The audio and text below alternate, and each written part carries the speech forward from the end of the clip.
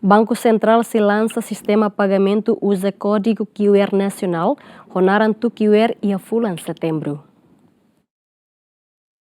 Banco Central Timor-Leste se lança sistema pagamento usa código QR, naran TUQR, sistema pagamento digital bele halo pagamento lihusi telemóvel. Governador Banco Central Timor-Leste Elder Lopes explica, estabelecimento TUQR o objetivo a moderniza sistema pagamento nacional, promove pagamento digital seguro, alais no eficiente no inclusivo. Agora da Banco Central hamutu com instituição financeira sira liu o banco sira no moço companhia carteira eletrônica sira que está volume fintech elabora ela para ita estabelecer pagamento digital o telefone liu QR e dane ita hanaran TUQR Timor-Leste Unified Quick Response nebe que ita se lança dia 12 de setembro.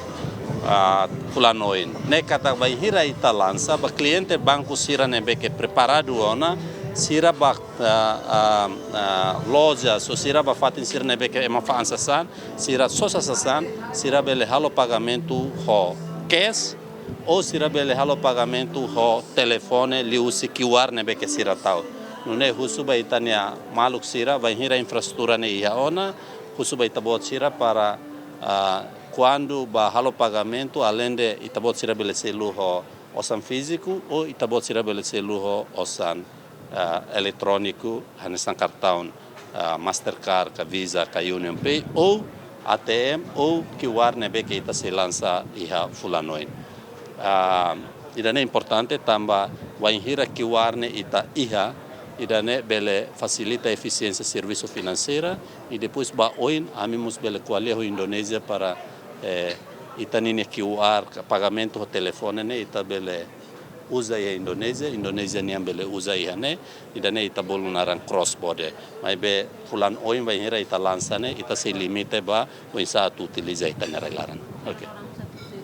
Sistema QR nacional se permite comunidade halo pagamento lihusi QR code usa telemóvel, la precisa usa osan físico. No sistema se ajuda a aumentar a segurança, eficiência e a transação, no mostra menos risco circulação osan falso. Ter política Banco Central Timor-Leste, sistema QR nacional se prepara a integra a rede de pagamento QR ASEAN. Romaldo Neves, Emerência Martins, Yemen.